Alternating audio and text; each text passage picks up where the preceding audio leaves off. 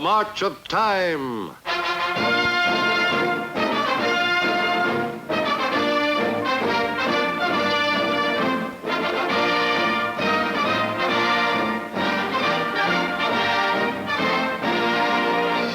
Today, the March of Time takes you to France, the goal of most Americans who go abroad. The March of Time cameras focus on Paris and its many facets. But in addition, we will take you to a part of France which many travelers never see, provincial France, far removed from the cosmopolitan world of the French capital. In just a moment, to the two worlds that are France today, Paris and rural France.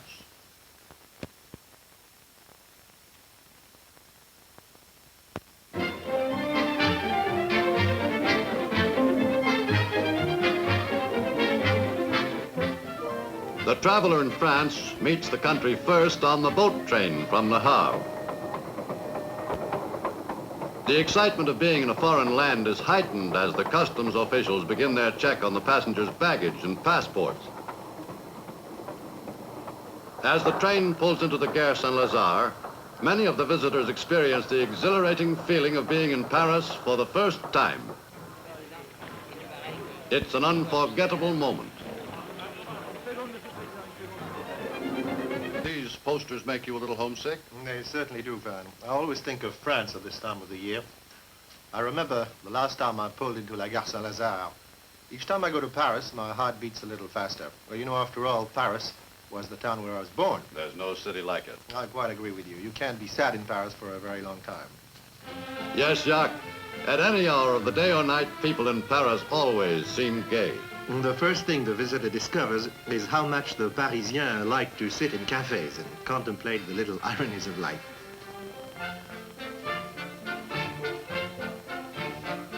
Paris is, of course, the perfect city for artists. Anyone with an eye for design will be enchanted with its famous landmarks, like the Arc de Triomphe. On a pleasant day, everyone seems to be outdoors in Paris. Tourists who have only a short time to spend try to cram in as much as they can. Many take the guided tours so they can include more points of interest, whether they see them or not. Probably every visitor to Paris sees the Louvre, wouldn't you say, Jacques? Yes, I suppose so. Le Louvre is one of the world's treasure houses of the great art. And I must say, most Americans must be real art lovers, judging by how many go to the Louvre. I guess that must be true, Jacques. But the quaint sections of Paris seem to have just as strong an attraction for tourists. Yes, Van, the flea market, for example, which we call le marché aux puces. Visitors to Paris often spend hours looking for some knick-knack, which just might turn out to be a household effect of Louis XIV or Marie Antoinette.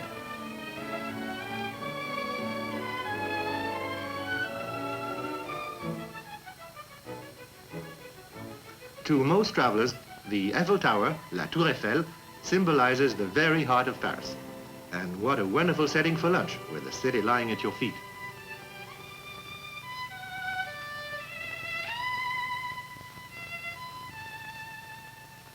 Ah, this looks like Pigalle. Yes, I see you do know your Paris, Van. It is Pigalle, favorite corner of Paris for tourists who are interested in quite another form of art. For Pigalle, I'd say this girl is a bit overdressed, wouldn't you? At night, this part of Paris becomes real gay. And after 60 years, le cancan is still the favorite dance it was in the days of Toulouse-Lautrec.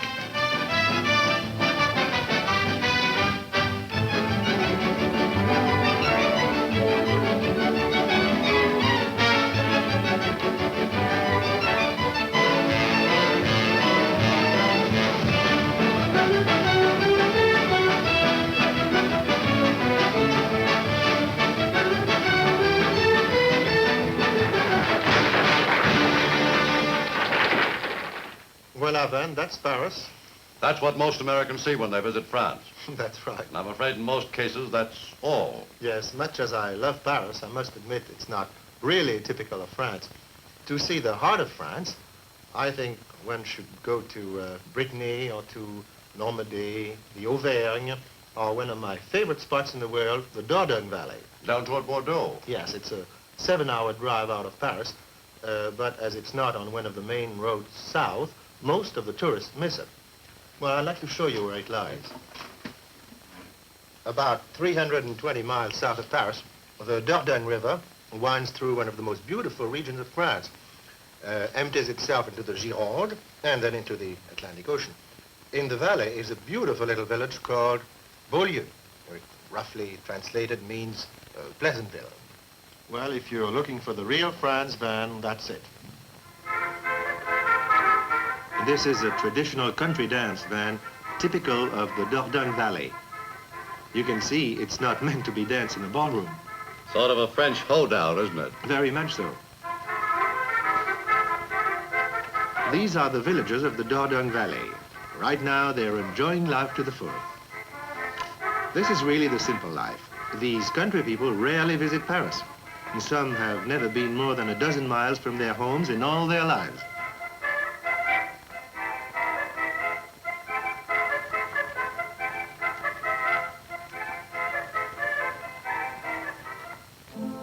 The Dordogne Valley is one of the most beautiful valleys in all France. I'd say perhaps in all the world. But then I'm prejudiced, of course. It must be wonderful to be able to retire someday to just such a life as this with nothing to do but fish in a picturesque setting.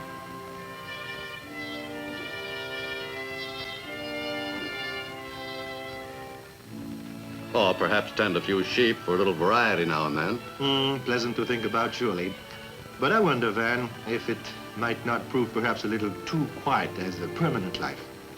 I wonder if we are not, how shall I say it, trop civilisés, too civilized, to devote ourselves to a vineyard, to be occupied with nothing but the problems of guarding our grapes against blight.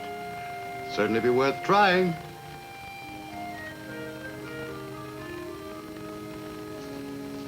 One of the oldest Dordogne Valley villages is BEAULIEU, the place I showed you on the map a few minutes ago. It's hard to imagine it in this 20th century, but this village dates back to the year 855.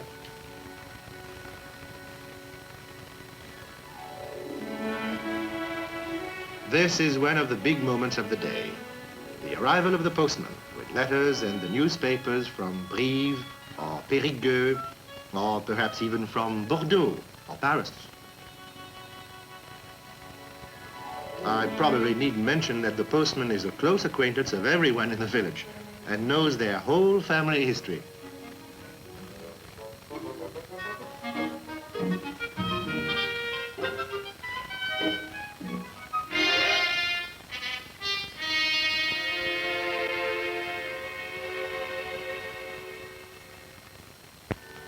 Life in these villages revolves around the church.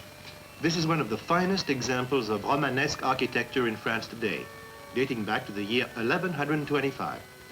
This detail is above the doors on the south porch of the BEAULIEU church and illustrates the Last Judgment. The peasants in the Dordogne are deeply religious and adhere strictly to the ritual of the church.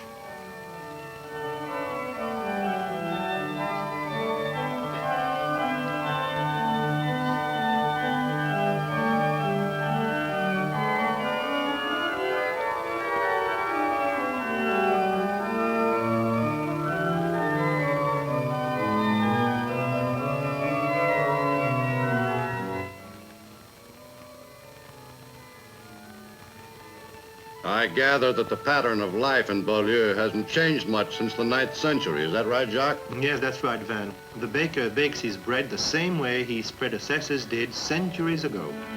The French peasants work hard in the fields and eat well, and the baker must prepare his bread for large appetites.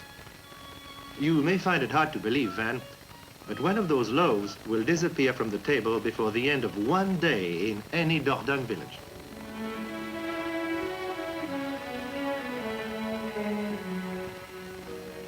A quick dusting off, and it's ready for the customer.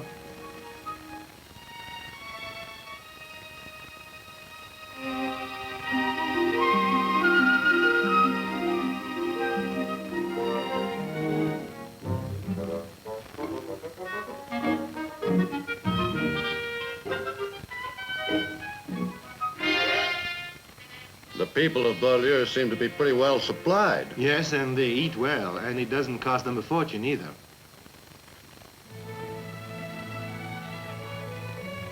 The Dordogne Valley is a real gourmet's paradise, man. One of the spécialités in this region is le pâté de foie gras aux truffes, goose liver paste with truffles, we'd call it here, and it's almost worth its weight in gold.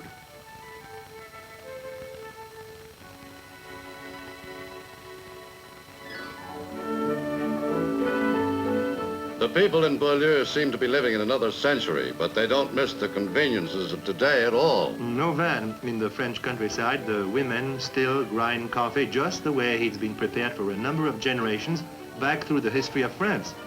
Napoleon's coffee was ground just this way.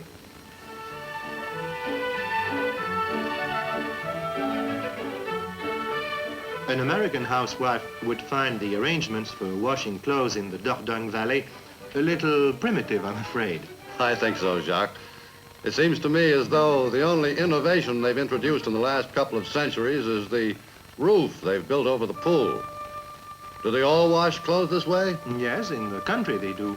And it does give them a chance to exchange the local gossip.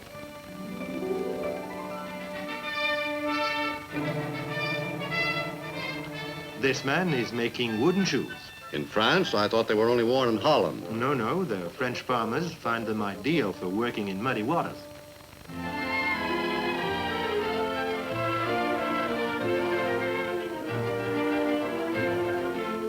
This is the man who holds life together in places like BEAULIEU. Monsieur Blanc, the village blacksmith, repairs everything made of metal, from kitchen utensils to plows and other farm machinery. His bellows is busy most of the time, and while he may not very much know about machinery, he can improvise well enough to make almost anything work. We call people like him les débrouillards, which means literally one who gets out of the fog. We use it to mean someone who can improvise a solution to any problem.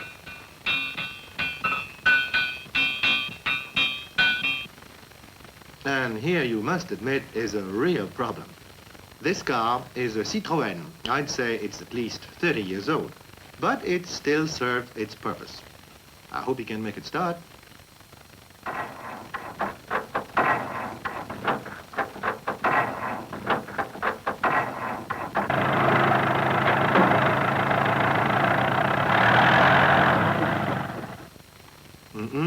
Looks as though he'll have to try again.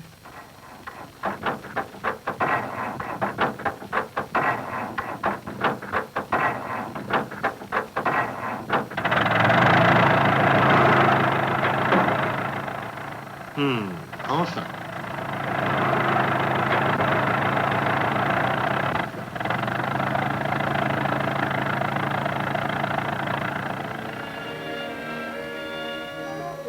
And here is something you should find interesting, Van. French property laws are very complicated, and one of the most interesting ceremonies is what we call la vente aux chandelles, which means sale by the candle. This is the office of the local notary, who is a very important man in any small community. Here he is, presiding over the auction of a piece of land to settle an estate. According to the law, he must light a very small candle, which is the signal for the bidding to begin. Once the candle burns out, bidding ends, and the last bidder gets the property. Seems like a pretty fair way to hold an auction. Well, somebody always loses out, Van. There's no way around that.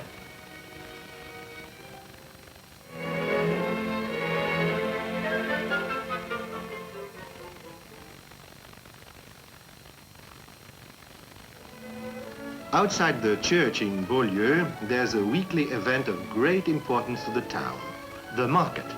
These merchants travel from village to village with their wares, following the schedule of market days. This looks to me like a hard sale. Not necessarily, Van. Don't forget, this is their only chance to go on a buying spree. A woman is a woman, no matter what part of the world you're in.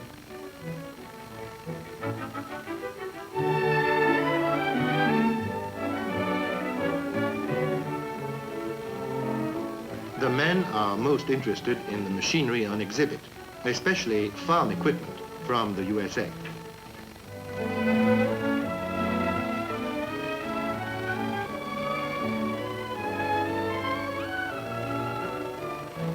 Occasionally, Beaulieu, like all French villages, has a livestock fair. The typical French peasant is a cautious, hard-headed businessman and drives a close bargain, especially when he's making an important outlay of money. Negotiating for a cow or a calf is a matter of the gravest importance to a Dordogne farmer. The man selling the cow knows that the customer must be thoroughly convinced of the cow's value before he will offer a franc.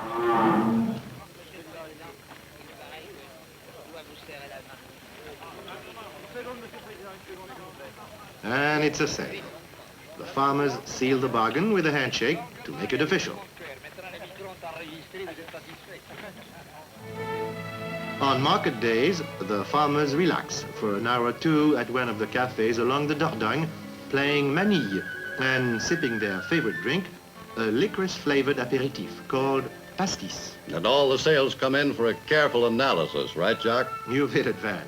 After a few hands, everyone knows who made the best buys and who got stung.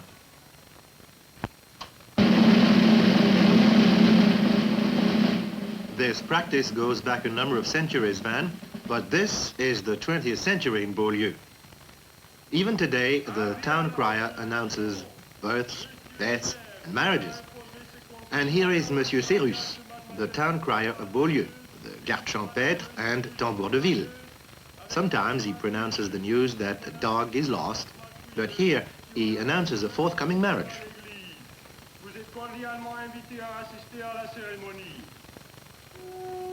In France, Van, it's necessary to have a civil ceremony, even when there is a church ceremony following. The marriage would not be legal without this ceremony, which is very simple and direct. This French civil ceremony begins with the words, "Le mari est le chef de famille," which means the husband is the head of the family.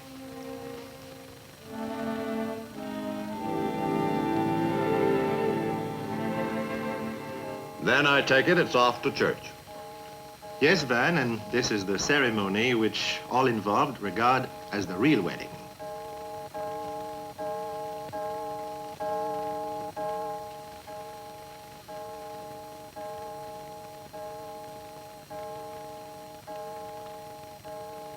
All friends and relatives of the newly married couple attend the church service and, of course, the celebration afterwards. After the church ceremony, the couple is convinced that the marriage is really binding.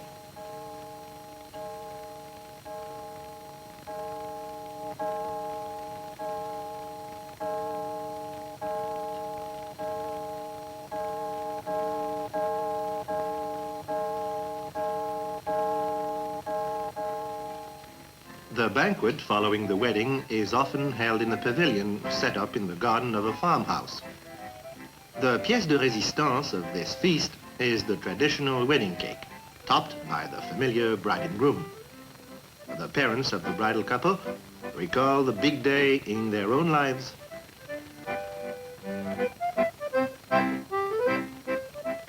And even in Beaulieu, the wedding isn't complete without the customary posed photograph of the wedding party. The special wine of the region is called vin paillé, straw wine, which is made only in limited quantities. Here, Monsieur le Curé takes a sip in the role of connoisseur of the product of the local vineyard.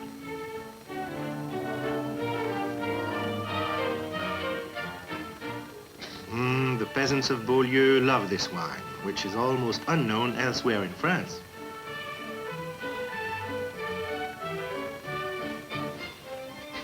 Beaulieu has no industry in the strict sense of the word.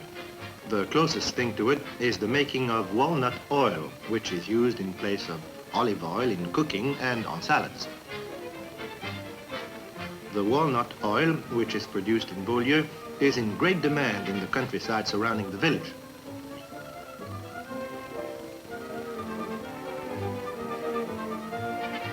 The oil is extracted in the same way that olive or peanut oil is produced, by crushing the nut meat in heavy press.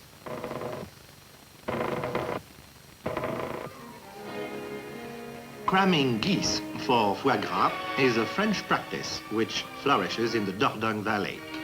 This method of producing delicious pâté de foie gras is unknown in the United States. The goose is literally stuffed with food and drink to build up a large, fat liver. These geese provide the best foie gras. When the goose is finally killed, its liver will be more than worth its weight in gold.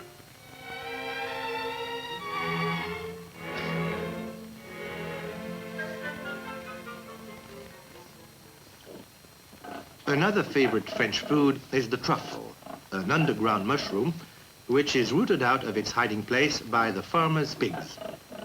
Only its presence is detected by the pig. The farmer must be on the alert to save the truffle from being consumed by the pig. It takes a farmer, even when he's not as young as he once was, only a second to seize the prize. In its raw form, the truffle looks about like a lump of coal and has a special, not a very pleasing odor. The scent seems to be getting warm again. Yes, Van. Once a pig is experienced as a truffle hunter, he becomes invaluable to the farmer who has a taste for this delicacy.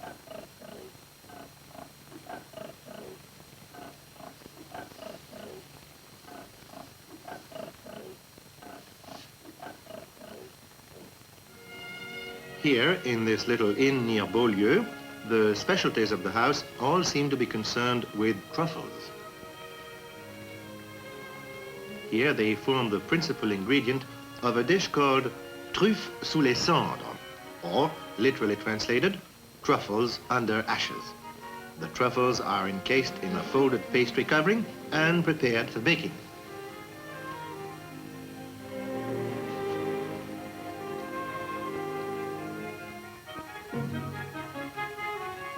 In the Dordogne Valley, the favorite way to prepare les truffes sous les cendres is with a rich mushroom sauce with plenty of butter. I gather none of the villagers is worrying about dieting. No, I don't think so, Van. At dinner in any Dordogne community, as everywhere in France, wine is always served to help wash down food.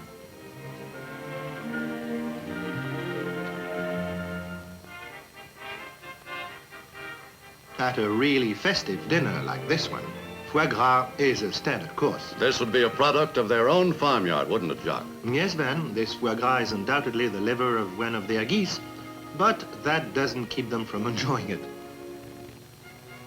Ah, this looks like truffle under ashes, n'est-ce pas? Yes, it is, Van, and this farmer's wife seems to be enjoying it.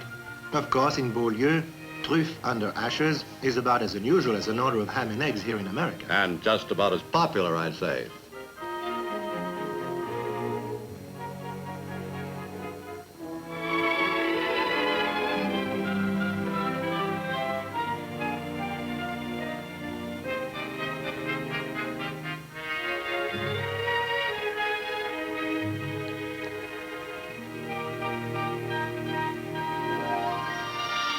On special feast days, which the French called fêtes, the villagers of the Dordogne Valley enjoy dancing in an outdoor pavilion adjoining the inn.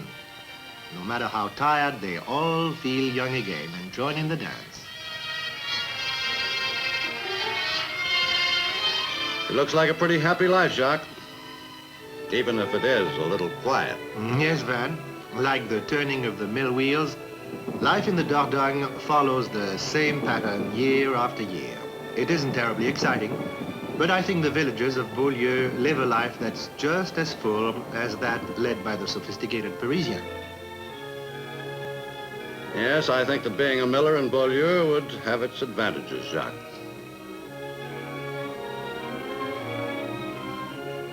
Yeah, but unfortunately, not all the people of Beaulieu are content to remain here. For the younger generation, especially, life is a little too quiet sometimes. And when the young son of the house does not choose to be a farmer, he must inevitably go away to school to learn the profession of his choice. And Maman is never happy to see him go. Not leaving for good, is he, Jacques? No, but this is the moment when the mother realizes that her son is no longer her dependent child. And this moment is a sad one for any mother anywhere.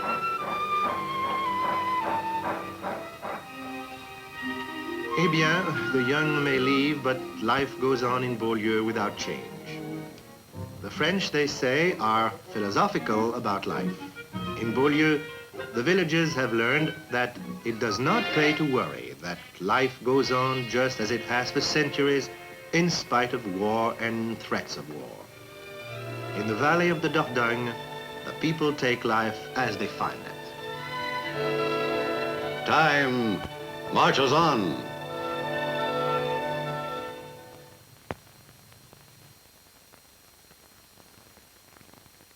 Jacques, I'd like to thank you for telling us something about Beaulieu. Merci, Van. It's always a pleasure to talk about France. Join us again on this channel at this same hour next week for another chapter in the March of Time television series. This is Westbrook Van Voren speaking for the editors of the March of Time.